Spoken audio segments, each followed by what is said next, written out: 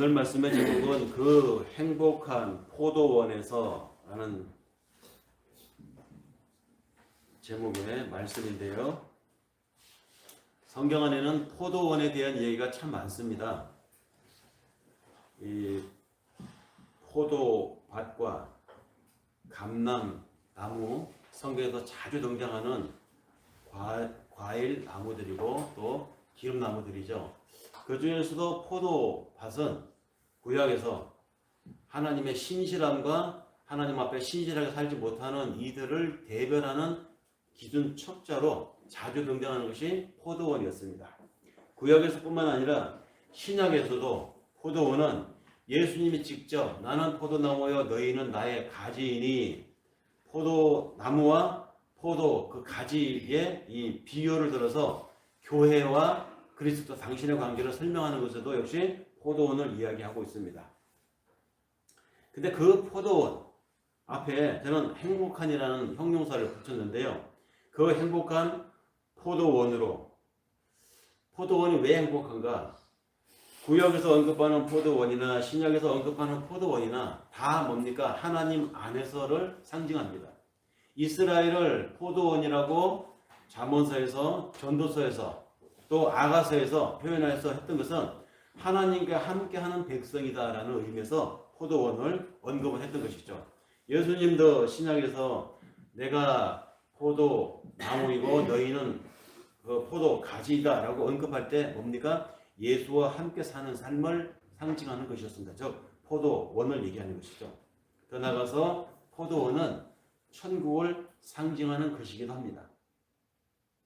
그래서 오늘 그 하나님과 함께하는 삶이 얼마나 좋은 삶이고 하나님과 함께하는 나의 매일의 순간들이 얼마나 행복한가. 우리는 하나님 그 포도원에서 살기를 원합니다. 즉 천국에서 살기를 원합니다. 당신의 허락하시는 행복 안에서 살기를 원합니다. 이런 의미에서 그 행복한 포도원에서 또는 그 행복한 포도원으로 이런 제목을 정해보았습니다. 보신 분도 많겠지만 저는 그 글로리라고 하는 좀 긴 드라마인가요? 영화인지 드라마인지 헷갈리는데 봤어요. 그 글로리 세계에서 시청이 1위라고 막 선전을 해가지고 긴 시간을 글로리라고 하는 그 드라마를 봤는데요. 거기에 나오는 이야기가 그겁니다. 상류층, 잘 사는 집, 또 부잣집 이런 집의 자녀들이 학교는 누구나 다 가지 않습니까? 같은 학교를 다니는데 같은 학교에 다니는 부잣집 아이들이 있어요. 좀 신분이 높은 집 아이들이 있습니다. 근데 이 아이들이 똘똘 뭉쳐서 좀 그렇지 못한 시장에서 장사하는 집 아이들이라든지 또는 결손 가정이라든지 이런 집의 아이가 같은 학교를 다니는데 이 아이를 왕따를 시키는 겁니다. 왕따를 시킬 뿐만 아니라 지독하게 못살게 굴죠. 막 가해 학생이 돼서 피해자 학생을 만들어내는 이야기. 그래서 피해를 보다가 나중에는 그 피해 학생이 견디다 못해서 학교를 자퇴를 하고 나중에 이제 죽어도 수년 후에 시간이 지나서 복수를 하는 이야기가 글로리예요. 참혹한 내용도 많습니다. 잔인한 장면도 많습니다. 언뜻 보면 섬찟하고 사람이 사람에게 저럴 수 있을까 아무리 원한이 많기로서니 이럴 정도의 마음이 들 그런 섬찟한 이야기의 스토리가 글로리라고 하는 그 작품의 전체 내용인데요. 세상에는 그 글로리라고 하는 그 드라마가 표현하지 않아도 실제로 우리가 현실에서 많이 경험을 합니다. 잘난 사람이 많아요. 뛰어난 사람들이 많습니다. 반면에 열등한 사람도 있습니다. 못난 사람도 있고요. 부족한 사람도 있습니다. 그런데 현실에서 잘난 사람들은 잘난 사람들하고만 어울리려고 하고 잘난 사람들이 부족한 사람들하고 어울리면 자기의 마이너스라고 생각을 해서 같이 잘 안 어울리려고 하죠. 끼리끼리 살자. 수준 맞는 사람끼리 사는 게 서로 부담 먹고 편하지 않겠어? 이것이 현실 세계입니다. 그래서 다들 잘난 사람 계열에 들어가려고 신분 상승을 하려고 그렇게 애를 쓰는지 모르겠습니다. 현실이 그런 걸 어떻게 하겠습니까? 그래서 누구보다도 더 노력하고 누구보다 더 많이 공부하고 남들 잘 때, 남들 쉴 때, 남들 놀아 먹을 때 더 열심히 공부하고 아마 하는지도 모르겠습니다. 그 끝자락에 있는 목적이 뭡니까? 나는 다른 사람처럼 살고 싶냐고 뛰어나게 살고 싶다는 것이죠. 근데 분명한 것은 현실 세계는 제로섬 게임입니다. 누군가가 뛰어나면 그 기회를 얻지 못한 다른 사람들은 처지게 돼 있어요. 이 세상이라고 하는 총량이라고 하는 것을 봤을 때 한쪽이 많이 가져가면 한쪽이 못 가져가게 되어 있습니다. 제로섬 게임이기 때문에 그렇다는 것이죠.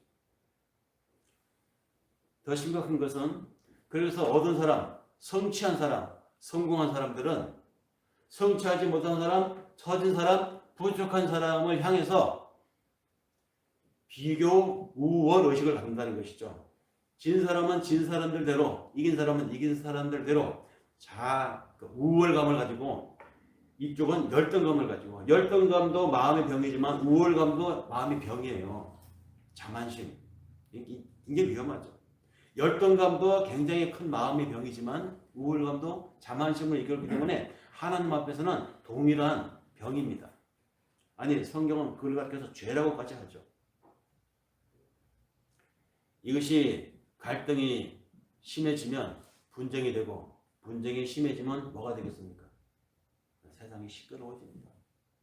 그래서 결국은 높은 사람들, 잘난 사람들이 모여 사는 그곳에도 그들의 밥을 만들어줄 사람은 필요하고 그들이 먹을 채소, 야채를 실어다가 팔 사람은 필요하지 않겠습니까? 그 일을 역할을 해줄 사람들이 그 역할을 하는 데 있어서 나름의 세상에 존재 이유가 있는 것이죠. 그런데 그 실어다 주는 사람들, 밥을 만들어 주는 사람들, 자기 집 정원에 나무를 깎아 주는 사람들이 있기에 자기들이 그렇게 편하게 지내는데도 불구하고 자기들이 돈을 지출해 준다는 이유로 그들의 직업을, 그들의 하는 일을, 그들의 포지션을 함부로 여기고 깎아누르고 열등하다고 다른 부류의 사람이냐 생각하는 것이 우리 현실입니다.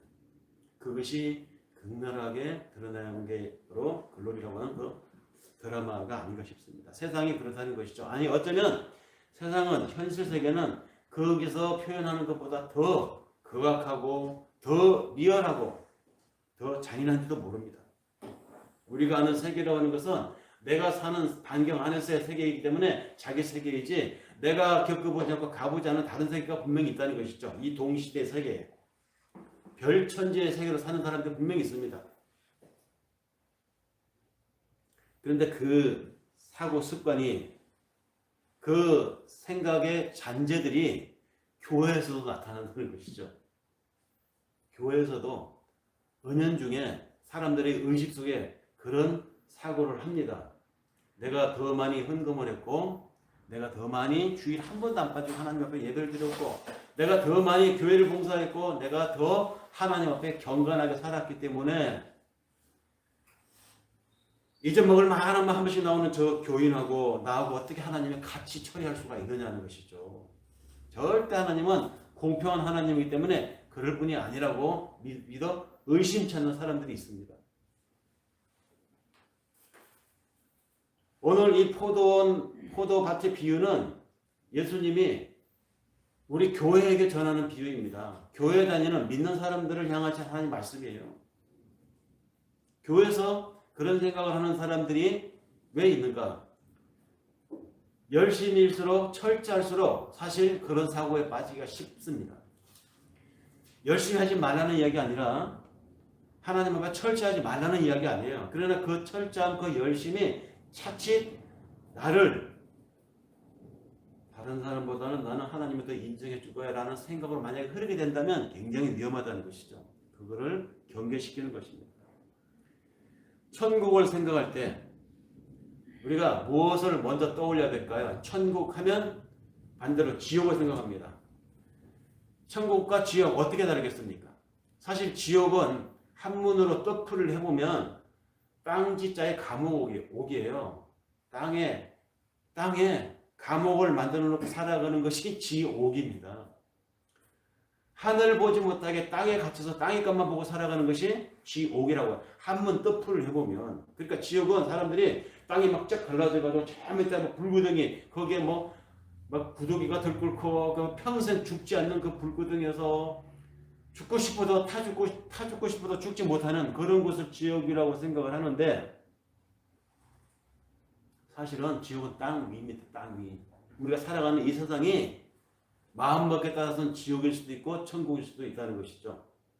그 중에서도 그런 사람들이 살아가는 속에 하나님을 믿는 사람들도 있습니다. 근데 하나님을 믿는 사람들이 세상 사람들이 생각하는 그 양육 강식적 논리에 함몰되지 않으려면 우리는 항상 우리를 말씀에 비춰서 또는 기도하면서 나를 하나님 앞에 깨워야 된다는 것이죠.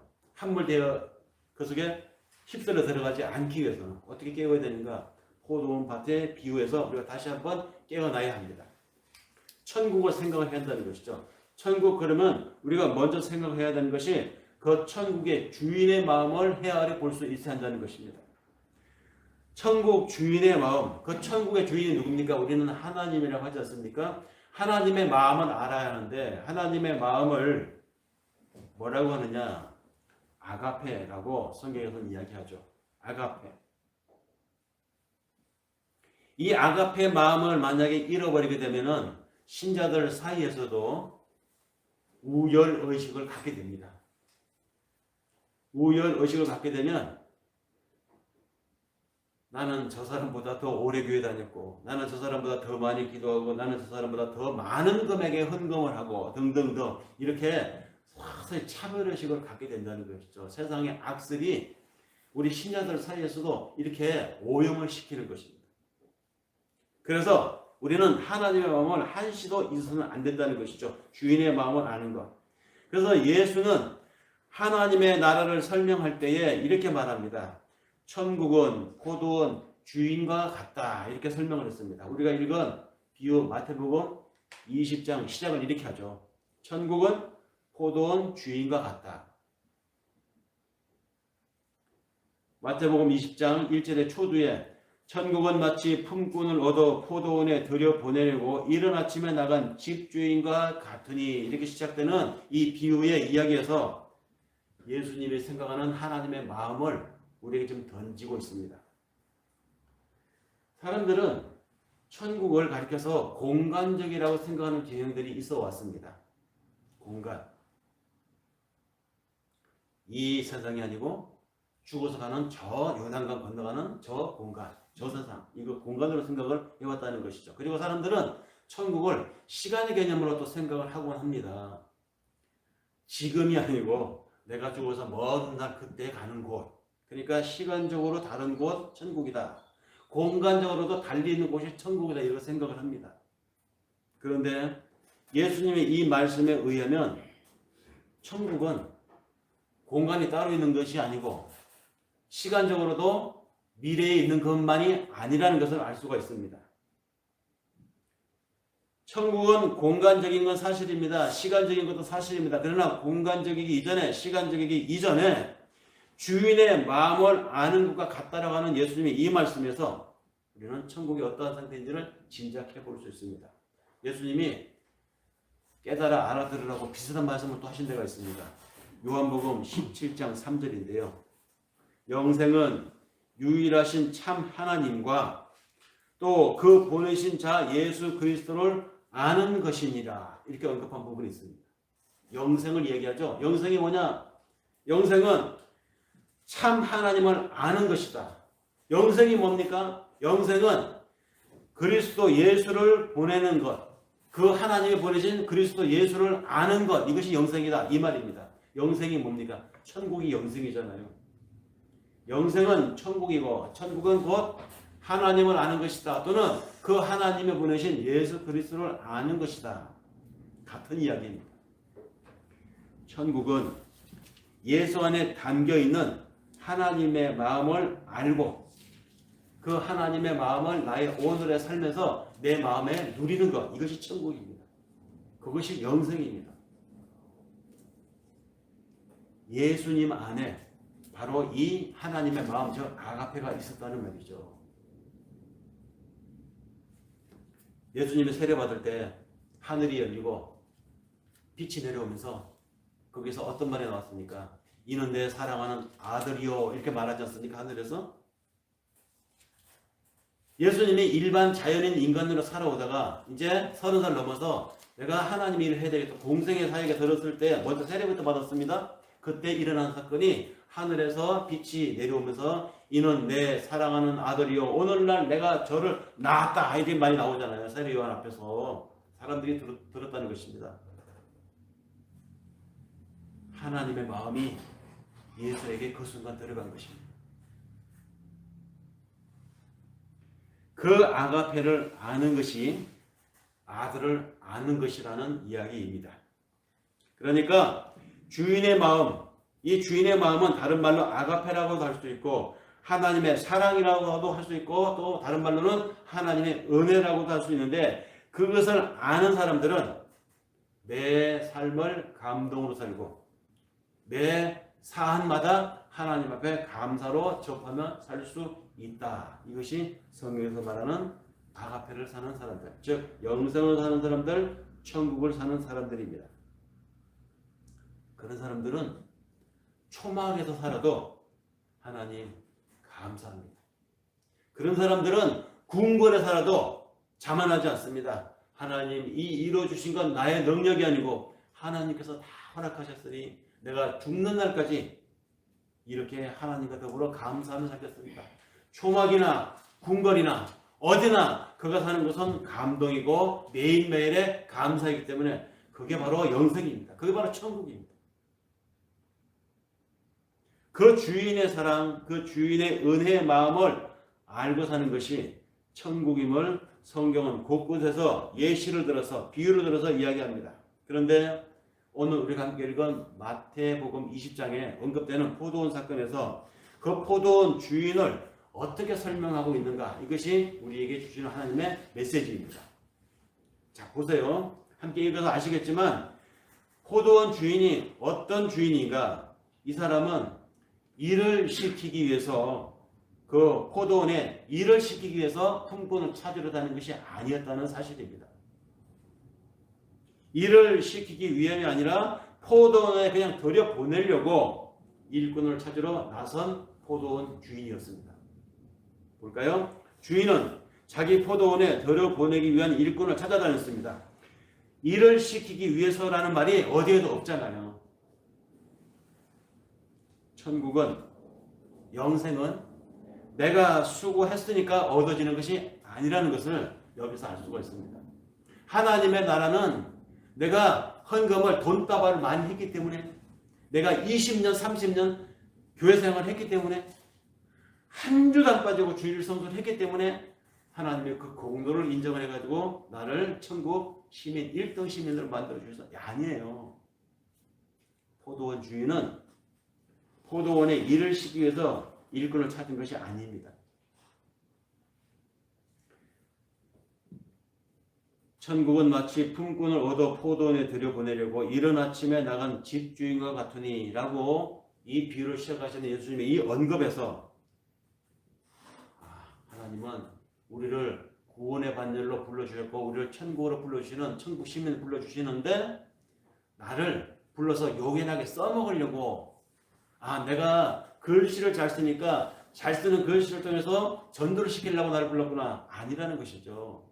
내가 공부를 많이 해서 아는 게 많으니까 나의 이 아는 거를 들어서 하나님 써먹으려고 당신의 요긴함에 내가 필요하니까 나를 불러주실 거나 아니라고요. 내가 어떻든 저떻든 상관없이 하나님이 나를 부르신 것이다. 당신의 나라로. 물론 우리가 상식적으로는 그 생각해 볼 수 있습니다. 포도원에 들여보내는 것 자체가 일을 시키기 위한 것 아니냐. 아니 그럼 왜 포도원으로 들여보냈겠어. 말씀드리잖아요. 이것은 비유라고. 사람들은 생각합니다. 포도원에 들여보내면 일을 시키기 위함이라고. 그렇지만 만약에 그 논리대로라면 정말로 품꾼을 찾아서 일을 시키기 위한 목적이었다면 그 다음에 이어지는 이야기가 앞뒤가 맞지가 않습니다. 이른 아침에 일꾼을 충분히 뽑아서 일괄적으로 다 모아가지고 필요한 만큼 모아서 포도원으로 들여보냈겠죠. 근데 읽어보니까 어떻습니까? 주인은 우리 시각, 한국의 시간으로 계산해 보니까 새벽 6시에 일꾼을 모았습니다. 그리고 포도원에 들여보냈습니다. 그리고 나서 3시간이 지난 9시에 또 거리로 나갑니다. 또 일꾼을 찾습니다. 그래서 또 만났습니다. 또 들여보냅니다. 그렇게 12시에도 사람을 찾아서 들여보내고, 그렇게 오후 3시에도 들여보내고, 심지어는 이제 일이 끝나기 마감 1시간 전에도 사람을 구해가지고 들여보냈습니다. 이거 효율성, 실용성, 정말로 노동력 극대화를 위해서 사람을 들여보낸 것이라면 이렇게 할 수 있겠습니까? 아니잖아요. 5차례나 품꾼을 구하러 장터에 나간 주인의 이 기본적인 사고는 경제적인 실용? 그런 거 아니었습니다. 그런 목적으로 품꾼을 구하는 것이 아니었습니다. 주인의 목적은 일을 시키기 위함이 아니라 그들에게 한 데나리온이라고 하는 돈을 주기 위함이었습니다. 한 데나리온. 한 데나리온은 어느 정도의 금액이냐 하면 그 당시 일반 사람들이 하루 먹거리를 구할 만한 금액이었습니다. 그러니까 노동자가 품꾼 노동자가 하루 일을 하면 그래서 받은 임금이 한 데나리온인데 이 한 데나리온이면 이걸 가지고 가서 그 본인을 포함한 가족, 딸린, 처자식을 하루 먹일 수 있는 양식을 살 수 있는 돈이었습니다. 만약에 이 한 데나리온이 없으면 그 가장을 포함한 그 가족은 하루를 굶기 때문에 한 데나리온은 그 가족에게 그날 하루 일용할 양식, 생명과 같은 것이었습니다. 그러니 주인은 이른 아침부터 일꾼을 구하러 장터에 나간 이유는 아침 일찍부터 사람을 부려 먹기 위해서가 아니라 부지런히 이 골목 저 골목 다니면서 그 포도원에 들여보내려고 들어가서 한 데나리온씩 받을 사람을 찾아다닌 것입니다. 다시 말해서 그들에게 구원을 주기 위해서 하나님이 찾아다녔다는 말입니다. 포도원 안으로, 다시 말해서 하나님의 천국 안으로 그들을 들여보내기 위해서 포도원 주인이 품꾼을 찾아다녔답니다. 찾아다녔습니다. 내가 지원하고 내가 막 찾아가고 내가 이런 스펙을 만들어서 나 써주세요. 사람이 찾아다니는 것이 아니라 일꾼을 구하러 주인이 다 나왔다는 것입니다. 거리로. 이게 기독교와 다른 종교의 차이점이잖아요. 다른 종교에서는 어떻습니까? 도닦고 심신수련하여 내가 그 신을 만나기 위해서 얼마나 많이 애를 씁니까? 노력하고 정주하고 몸과 마음 다 해서 그래서 신을 만나러 갑니다. 찾습니다. 찾을 수 있을지 모르겠지만, 그런데 기독교에서는 인간이 신을 찾아가는 것이 아니라 하나님이 인간을 찾아오신다고요. 이 포도원 비유에서도 그게 나옵니다. 품꾼이 주인을 찾아다니는 것이 아니라 주인이 품꾼을 찾아서 나가는 것. 보세요. 제3시에 다시 나가보니 장터에 놀고 있는 사람들이 또 있는지라. 제6시와 제9시에도 나가보니 또 그런 사람들이 있더라. 하나님이 당신의 구원을 요청하는 사람들을 찾아서 여기저기 다니시는 이야기가 이 비유 속에 함축되어 있습니다. 이것은 잃은 양을 찾아다니시는 목자 이야기에서도 다시 한번 확인되고, 잃어버린 드라크마를 찾는 한 처녀의 그 열심에서도 예시가 되어 있습니다. 세상으로 자기 백성을 구하기 위해서 오신 하나님, 멀쩡한 양 99마리 두고 잃어버린 그 양 한 마리 찾으러 오시는 하나님의 이 심정이 여기 비유 속에서도 지금 배태되어 있다는 말입니다. 이것이 바로 하나님의 마음입니다. 이 하나님의 마음, 아가페를 알아야 우리는 구원받은 자들이고, 특히 교회를 다니는 사람들은 세상 속에서 양육 강식의 세상에 살지만 그 사람들과 다른 것이 있다면 이 하나님의 마음으로 살아가는 사람들이라는 것이죠. 그러면 그런 사람들 속에, 세상 사람들 속에 살아가는 우리 신자들은 그렇다고 치고, 하나님의 마음을 갖고 사는 우리들입니다. 그런데 이런 마음을 모르고 살아가는 사람들, 즉 신앙을 모른 채 살아가는 사람들, 하나님을 모른 채 살아가는 일반 사람들이 살아가는 세상은 어떤 곳인가? 비유에서도 우리가 힌트를 얻을 수 있잖아요. 아무도 써주는 사람들이 없더라라고 하는 말에서 알 수가 있습니다. 아무도 써주는 사람들이 없더라. 품꾼들은 장터에서 허탈하게 놀고 있었습니다. 장터는 뭡니까? 광장입니다. 광장, 거기는 사람들이 모이는 곳이죠. 사람들이 많이 모여 사는 도시를 이야기합니다. 사람들이 모여 사는 사회를 이야기합니다. 근데 그 사람들이 모여 사는 사회, 도시, 그 광장은 어떤 곳이냐? 냉정한 곳입니다. 함께 읽은 비유에서 보니까 제3시에 나가보니 장터에서 놀고 섰는 사람들이 또 있는지라. 그리고 그 다음에 보니까 그들이 놀고 있었던 이유는 나오죠. 아무도 그들을 써주는 사람들이 없었기 때문이다. 여기에 놀고 있는 사람들이라니까 우리 개념에는 놀고 먹는 뭐 배짱이 같은 사람 이렇게 생각하는데 그 얘기가 아니에요. 일하고 싶은데 일할 수가 없는 사람들입니다. 일하고 싶어. 집에 가면 처자식이 기다리고 있어. 오늘 먹을 거 구하고 가야 되는데 누가 내 노동력을 써주질 않는 것입니다. 그러니까 할 일 없이 허탈하게 있는 거예요. 그게 세상입니다. 그래서 주인이 보고 말합니다. 너희가 어찌하여 종일토록 여기서 놀고 섰느냐. 그러니까 그 놀고 선택받지 못한 사람들이 말합니다. 품꾼으로 쓰는 이가 없음이니이다. 지금도 새벽 인력 시장에 가보세요. 여기 구로, 대림 이쪽에 가면 그 인력 송출하는 회사들이 있죠. 거기 가면 새벽같이 새벽 4, 5시에 막 사람들이 모여 있습니다. 오늘 하루 어디 일당을 줄 만한 현장 곳에 일할 사람을 거기서 뽑아가지고 보내는 것이죠. 거기서 기술이 있는 사람들 또는 힘께나 쓰게 생긴 사람들이 있죠. 이런 사람들이 먼저 뽑혀가고 갑니다. 그 사람들은 먼저 뽑혀서 가고 나면 남는 사람들은 뭐죠? 기술이 없거나 힘이 없어 보이는 사람들. 가서 보내봐야 제대로 일할 것 같아 보이지 않는 체력의 사람들은 거기서 소외가 되는 것이죠. 기술이 있거나 능력이 있거나 힘이 좋은 사람들은 아침에 다 뽑혀서 가는 것이 지금도 오늘날의 인력시장의 현실입니다. 근데 이 비유에서 보니까 낮 시간에 심지어는 저녁 5시까지도 아무도 그들을 뽑아가지 않았다. 품꾼을 들여보내지 않았다 하니까 이 사람들은 뭡니까? 놀고 있는 것입니다. 그렇다면 심지어는 하루 마감 1시간 전까지 5시까지 뽑히지 않은 이 사람들은 어떤 사람들이겠습니까? 쩌리들인 것이죠. 뭐 내세울 곳이 없는 사람들, 별 볼 일 없는 사람들. 우리 삶 살아가는 현실에서 이런 사람들 절대 뽑아주지 않습니다. 하지만 비유에서 나온 포도원 주인은 어떤 사람이냐? 그런 사람들도 뽑아서 포도원에 들여 보냈습니다. 너희도 포도원에 들어가라. 주인은 그 사람에게도 동일한 한 데나리온, 즉 하루의 생명을 주었습니다. 그 사람들 입장에서는 참 은혜롭고 감사한 일이었죠. 그런데 세상의 인심은 안 그런 것 같아요. 내가 한 만큼 보응을 받는다. 내가 한 만큼 상을 받는다.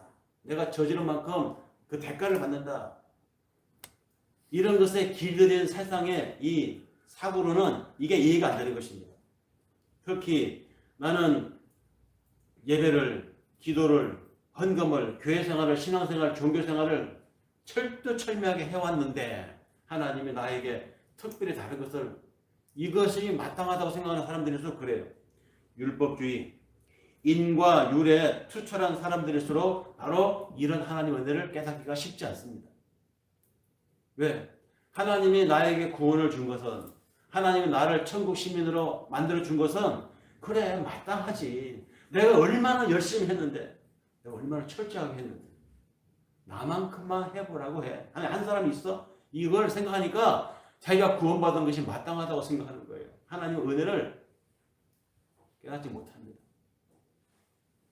자, 아침 6시에 온 사람, 9시에 온 사람, 정오에 온 사람, 오후 3시에 온 사람, 일 끝나기 1시간 전에 온 사람. 이 사람들은 모두 포도원 안에서 아침부터 온 사람이나 마감 1시간 전에 온 사람이나 포도원 안에서 일할 때는 다 즐거웠습니다. 야, 오늘 그래도 공치지 않고 뭔가 얻어갈 수 있구나. 오늘 먹을 걸 얻어갈 수 있구나. 포도원 안에서 일할 때는 다들 즐거웠습니다. 감사했습니다. 나를 선택해준 그 포도원 주인에게 아침 일찍 온 사람도 감사했고, 늦게 온 사람도 얼마나 감사했겠습니까? 그 안에서 일할 때는 다 감사했습니다. 문제는 임금을 나누어 줄 때였습니다. 오후 5시부터 와서 1시간밖에 일하지 않은 사람이 임금을 받는데 한 데나리를 받네요. 그걸 보면서 아침 일찍부터 와서 일을 하고 품삯을 기대했던 사람들은 큰 기대를 하게 됩니다. 야, 끝나기 1시간 전에 와서 한 데나리를 받는 저 사람의 받는 걸 보니 나는 더 많이 했으니까 더 많이 주겠구나 했는데 이걸 똑같이 주네요. 세상의 사고 논리로 이제 마음속에 스트러글이 일어나는 것입니다. 이제 내가 이런 만큼 보상을 받아야 된다. 내가 이런 만큼. 저 사람이 한 데나리를 받았다면 나는 저 사람은 8시간 이상 일을 했으니까 8데나리를 받아야 되는데 한 데나리오라니 이 순간 이 사람의 포도원 안에서 자기를 아침 일찍 왔는 새벽 5시에 자기 선택해준 그 주인이 고마웠어요. 뭐 선택 안 될 수도 있는데 선택해서 하루 일당을 받고 일할 수 있으면 얼마나 고맙겠습니까? 일했는데 일할 때는 고마웠는데 계산할 때 보니까 다른 사람과의 비교를 하면서 그 행복이 막 깨져버린 것입니다. 그 감사가 불만이 되어버렸습니다.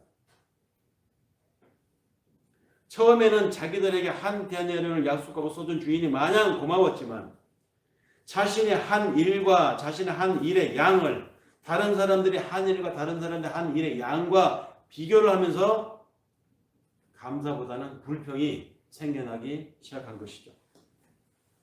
내가 더 많이 일했고 내가 저 사람보다 더 가치가 있는데 왜 나를 저 사람과 동일하게 취급을 하지?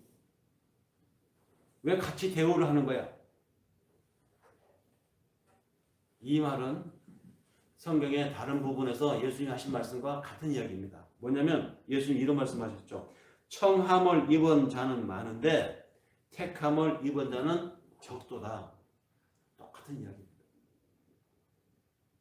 다 포도원에 왔어요. 근데 거기서 진짜 하나님의 마음을 아는 사람이 있느냐. 누구나 다 어저기저기 다 친구 따라서 교회 올 수도 있고 신앙이 입문할 수도 있습니다. 근데 정말 천국까지 가서 하나님의 나라에서 우리가 그 사람 얼굴을 볼 수 있을까요? 하나님 마음을 아는 거와는 별개라는 것이죠. 내가 20년, 30년, 50년 신앙생활 해도 엊그제 막 신앙에 입문해갖고 매일매일 은혜로 사는 사람이 신앙생활 한 지 1년도 안 됐는데 어떻게 50년 신앙생활을 나하고 1년 막 교회 입교한 저 사람하고 하나님과 같이 설 수 있어? 이건 좀 아니지 않나요? 이런 생각하시는 것 자체가 이미 하나님의 마음을 잃은 것입니다.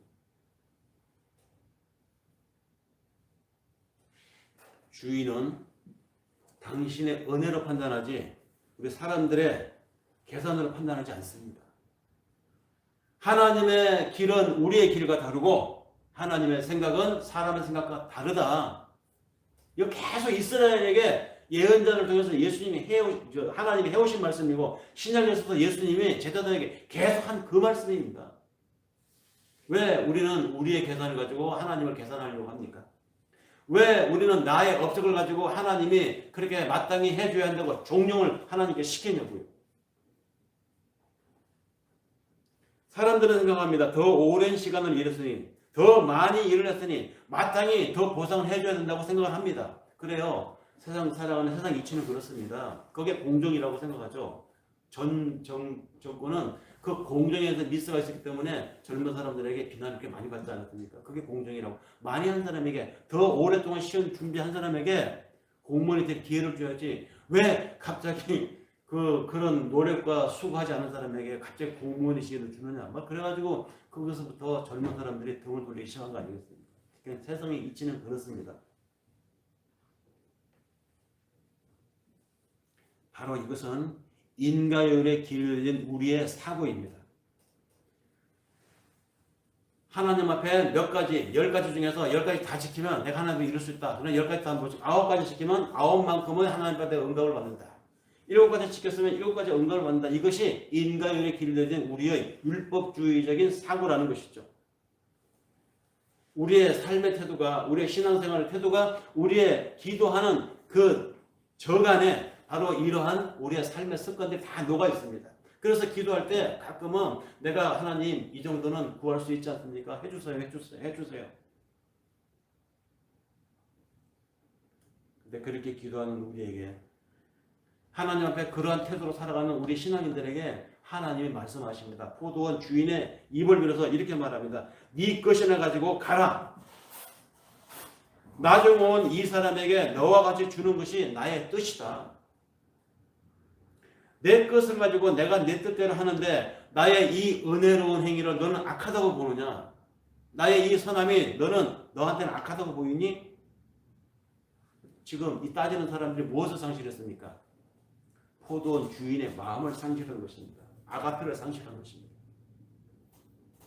주인의 이런 판단 바탕에 은혜주의가 깔려 있습니다.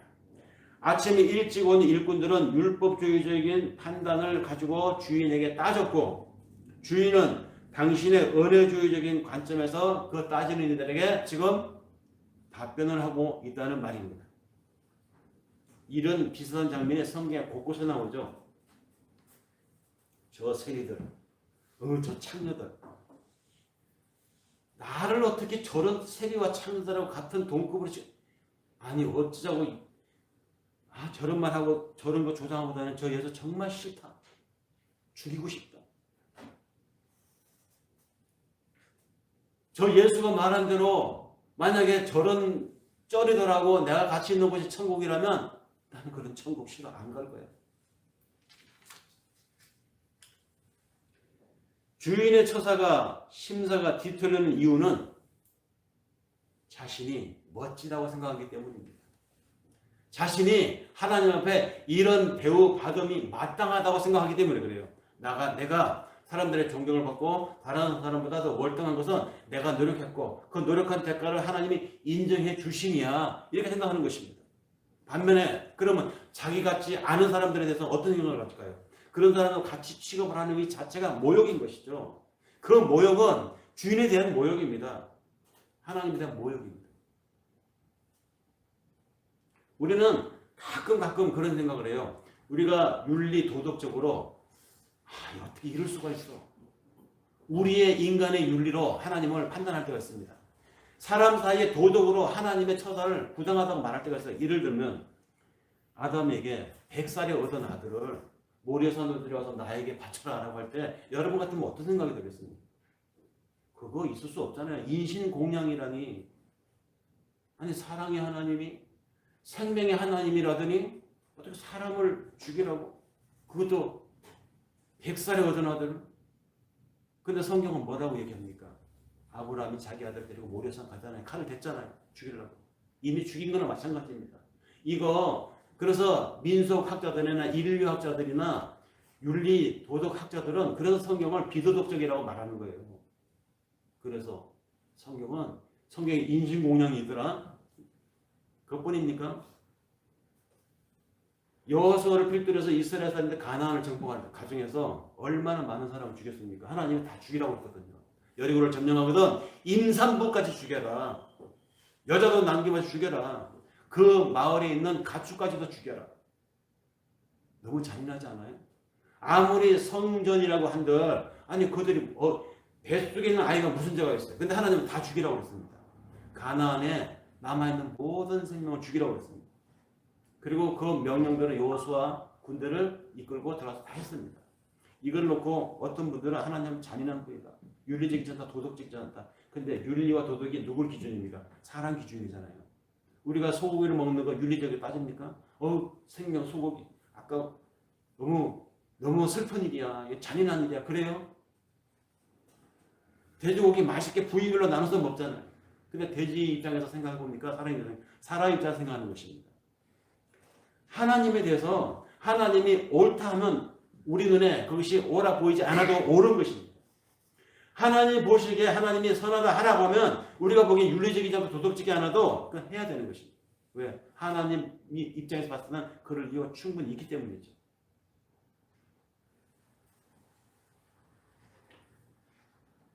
하나님의 주인의 마음을 안다고 하는 것은 하나님, 당신은 옳습니다.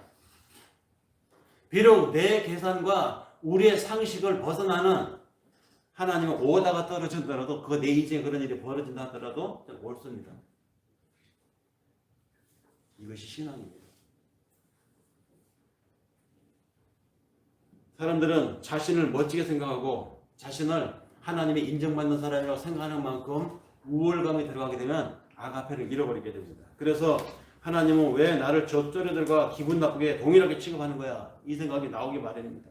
그래서 교회를 다니는 사람들 중에서도 차등 상급론을 말하는 사람들이 있어요. 차등 상급론. 내가 교회에 안주를 하고 교회에 헌금을 하고 교회 장로로 집사로 안수 집사로 몇십 년 했으니 내가 이제 죽으면 하나님의 나라에 가면 나는 하나님이 건멸 요한을 만들어 놓고 나를 준비하시고 나한테 씌워주는 가는 금으로 된 것일 거야.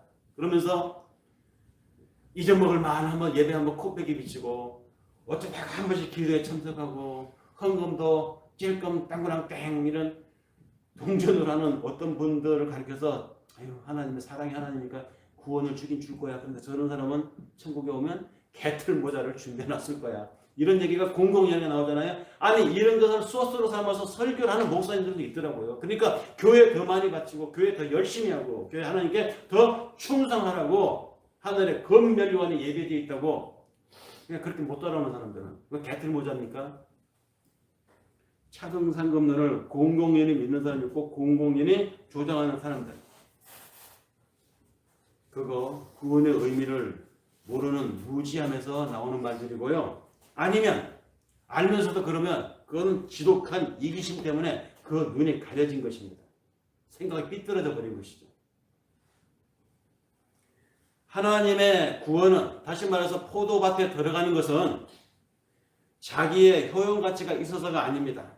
내가 많이 헌신했기 때문도 아니고 내가 능력이 많기 때문도 아닙니다. 그런 헌신, 능력 그거와는 상관이 없이 주인이 들어보내는 것입니다. 하나님이 다시 말해서 나를 구원하는 것이지 내가 구원받을 능력을 갖췄기 때문에 나를 구원해 주신 것이 아니라는 것이죠. 모든 사람들은 기본적으로 이 모든 사람들은 죄와 허물로 이미 죽어있는 존재들입니다. 이게 상수입니다. 우리는 다 기본적으로 죽은 사람들이에요. 그래서 사망으로 갈 존재들이었습니다. 그런데 그 중에 어떤 사람들을 하나님이 나를 뽑아서 포도원에 들여보낸 거야. 이게 감사한 것이죠. 새벽 6시에 들어갔던 끝나기 1시간도 들어갔던 포도원에 들여보내준 그 은혜가 감사한 것이지 안 뽑힌 사람도 있잖아요. 그것은 예정이라고 하는데 예정은 뭐 다른 테마다 다시 얘기하더라고. 일단은 모든 우리는 죄와 허물로 이미 죽어있는 존재입니다. 그러니 아무도 포도원에 들지 못하는 것이 상수였고 그것이 운명이었습니다. 우리는 각자 자신의 지위가 다르고 쌓아온 스펙이 다릅니다. 외모도 다르고 갖고 있는 재산도 다 다릅니다. 그러나 이렇게 여러 가지가 다 다르다 할지라도 결국은 우리가 가는 곳은 어디입니까? 사망으로 갑니다. 그건 똑같습니다. 모두가 다 사망으로 가는 운명입니다. 그럼에도 포도원에 들어온 우리는 얼마나 감사합니까? 그런데 그 처지에서 누가 더 성숙했느니 누가 더 미숙하니 누가 더 헌신을 했고 누가 덜 헌신했고 누가 더 착하게 살았고 누가 좀 악하게 살았느니 지독하니 고약하니 이게 그렇게 중요한 것일까요? 중요하다고 여기는 사람들이 있습니다. 그거 중요해. 아니 왜 그게 안 중요해? 교회인데 헌금 많이 내는 사람들이 있어야 교회가 힘이 있지. 그래야 교육관도 짓고 부동산도 좀 넓혀서 교회가 세상에 큰 일을 할 수가 있지 않아? 고아 사업도 할 수 있고 구제 사업도 할 수 있고 교육 사업도 할 수 있고 그게 중요해. 그러니까 교회가 좀 이 돈 많은 사람들을 유치하고 특히 이 힘 있는 직업을 가진 이런 남성 성도들을 많이 유치해야 한다. 그리고 예배, 헌금, 기도 그거 많이 강화해야 돼. 그리고 그거 많이 하는 사람에게 동기부여를 해줘야 돼. 하나님이 특별히 더 사랑한다고 그들에게 뭔가 이 동력을 줘야 된다고. 그건 중요하다고. 그것 때문에 우리가 이스라엘이고 그것 때문에 우리가 예루살렘 교회이고 그것 때문에 우리가 우리인데 왜 그게 안 중요해? 이렇게 주장하는 사람들이 있어요. 바리새인들이었습니다. 예수님의 이 비유는 바로 그 바리새인들의 그 율법의 경직성을 지적하는 이야기입니다. 그래서 이와 같이 나중된 자 먼저 되고 먼저 된 자 나중되리라, 이 비유의 결론을 예수님이 그렇게 내리는 것입니다. 나의 열심, 나의 이 멋짐, 나의 이 성공, 내가 이뤄낸 이 업적들, 내가 바라봐도 정말 감격하고 멋진 일이야. 나 괜찮게 살아서 나 멋진 놈이야. 자기 사랑에 이렇게 빠지면 처음 자리를 잃어버리게 됩니다.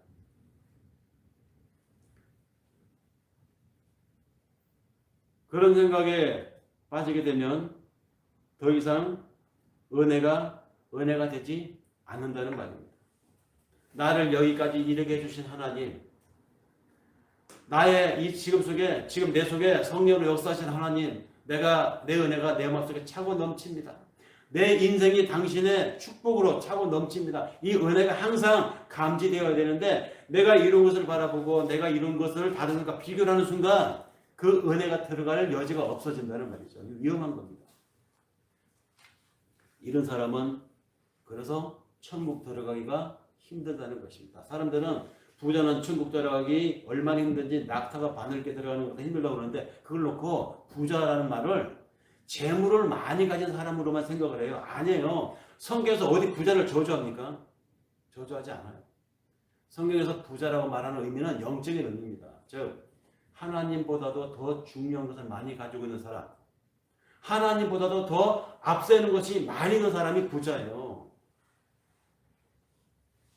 그것이 재물이면 그 재물이 그 사람의 부자인 것이고 그것이 그 사람의 업적이면 업적이 그 사람의 부자인 것이고 그것이 내 사랑하는 어떤 사람이라면 그 사랑하는 사람이 그 사람의 부자인 것입니다. 그런 사람은 천국 들어가기가 어렵습니다. 그런 사람은 오늘을 사는 삶이 천국이기 어렵습니다. 그런 사람은 오늘의 삶의 영생이 깃들기가 힘듭니다. 그래서 오후 3시에, 오후 5시에 온 사람들은 사실 엄밀한 의미에서 한 대내는 받을 자격이 없는 사람들입니다. 그런데 포도원 주인이 한 대내를 주었죠. 그래서 3시에 온 사람, 5시에 온 사람 어떻습니까? 얼마나 고맙습니까? 얼마나 그 포도원 주인이 고맙겠습니까? 이걸 우리 인생에 비유하면 하나님 앞에 당신의 자녀로 설 만한 자격이 없고 내가 뭐 한 게 없는데 나 같은 뺀질이가 나같이 이런 인생에게도 하나님이 은혜를 주시고 구원의 반열을 들게 하시니 얼마나 고마울까. 그래서 이런 사람들은 주인의 사랑을 알아요. 얼마나 자기에게 특별히 해줬는지. 그렇기 때문에 그 주인에게 고개도 못 듭니다. 너무너무 감사해서. 항상 하나님 생각하면 나 오늘의 나를 이대로 이렇게 해주신 하나님과 감사할 뿐인 것이죠. 너무너무 감사한 것이죠. 항상 감사합니다. 자기가 어떤 사랑을 받았는지 알기 때문입니다. 5시에 온 사람들처럼 게으르게 살라 이 말이 아니에요. 1시간만 일하고 한 대를 받으면 얼마나 수지 맞습니까? 그걸 조장하는 얘기가 아니라고요. 처음의 자리, 피조물의 인간의 처음 자리, 그 처지를 잊지 말라는 이야기입니다. 주인의 마음을 알라는 것이고 주인의 긍휼과 그 사랑과 그 은혜를 알라는 것입니다. 그런데 우리가 비교를 하고 다른 사람과 나의 업적을 이거 비교 분석을 하는 사이에 어느새 하나님의 처음 자리, 우리의 처음 자리를 잃어버린다는 것이죠. 말씀을 정리하고자 합니다. 하나님의 능력으로 회장이 되게 해주십시오. 하나님의 능력으로 1등 되게 해주십시오. 하나님의 능력으로 세상에서 우뚝 서게 해주십시오. 그래서 하나님의 살아계심을 전 세계에 많은 사람들에게 알리게 해주십시오. 이렇게 설교하는 목사가 있다면 그건 사이비 목사예요. 혹시 그렇게 믿는 사람이 있다면 그건 가짜 기독교입니다. 그 복음이 아닙니다. 우리가 세계적인 업적을 쌓아서 하나님께 영광을 돌리자 그렇게 말하는 기독교, 그런 기독교는 세상에 없습니다. 굳이 1등이 되지 말자 이 얘기가 아니에요. 세상에서 뛰어난 인물이 되지 말라 이 얘기가 아닙니다. 즉 그 얘기가 아닙니다. 그것이 되고 안 되고는 그 사람의 수고와 노력의 나름이지 복음하고는 아무 상관이 없다는 말이 있어요. 하나님하고 상관이 없어요. 구원은 다시 말해서 포도원에 들어가는 문제는 doing의 문제가 아니라 being의 문제입니다. doing, being 이 어려운 말이죠. 철학적인 용어라서 그렇습니다. 다시 말해서 내가 무엇을 했느냐, 얼마나 스펙을 쌓았느냐 이런 것은 하나님 앞에 구원의 큰 문제가 아니라는 것입니다. 하나님 앞에 내가 무엇을 했느냐가 중요한 것이 아니고 하나님 앞에 나는 어떤 존재이냐가 중요하다는 말이죠. 나의 처음 자리가 뭡니까? 흙이었습니다. 거기에 하나님은 생기를 불어넣어서 의미 있는 존재가 된 것입니다. 거기에 하나님이 항상 함께 동행하시기 때문에 내가 하늘을 생각하고 영원을 생각하고 천국을 이 땅을 지금 살고 있는 것입니다. 그런 삶은 매일매일 내가 자꾸 한쪽으로 일어나는 내가 그래도 대단해. 내가 할 만했기 때문에 이만큼 하나님이 수고해 주시고 보장해 주시는 거야. 이런 생각이 스물스물 올라오기 쉽습니다. 특히 많이 성공한 사람일수록 많이 이룬 사람일수록 더 많이 가진 사람일수록 이런 생각 스물스물 일어나서 어느새 내가 다 했다고 내가 이만큼 이루었으니까 하나님 나를 추인을 해주시는 거야. 이런 생각하기 있습니다. 그런 그 사람 자기 부인이 돼야 돼요. 자기가 그런 자기가 꺾여져야 됩니다. 그것이 십자가입니다. 그런 자기 부인의 상태로 내려가는 것 바로 그것이 그 사람의 처음 상태입니다. 이 처음 상태를 잊지 말라고 5시에 온 사람, 새벽에 온 사람 이 비유를 지금 하시는 것입니다. 쓸모없었던 내가 포도원에 불림을 받았다는 것, 그 행복에 감격하는 삶이 천국을 사는 것이고 영생입니다. 내가 내 안에 남보다 많이 일했다고 더 일하는 사람들, 실패한 인생들을 비교하면서 그들을 쩌리로 취급하고 그 우울감에 자기를 내세우고 사는 사람들을 열패감에 빠뜨리도록 언어나 삶의 태도나 눈빛이나 또는 어떤 조치나 결정을 한다고 하면 그 사람이 장로인들, 설령 그 사람이 목사라고 한들 그 사람은 천국을 모르는 사람이고 지금 자신의 삶과 자신의 영역과 자신의 사역에서 천국을 설파할 수 없는 사람입니다. 우리의 매일의 삶이 내가 살아가는 매일의 삶의 현장이 내가 사고하는 매 순간순간이 처음 자리를 잃지 않는 그래서 포도원에서 즐겁게 일하는 그 즐거운 포도원을 향하는 매일의 삶이 우리에게 지속될 수 있기를 바라면서 이 말씀을 전하고 수고하겠습니다.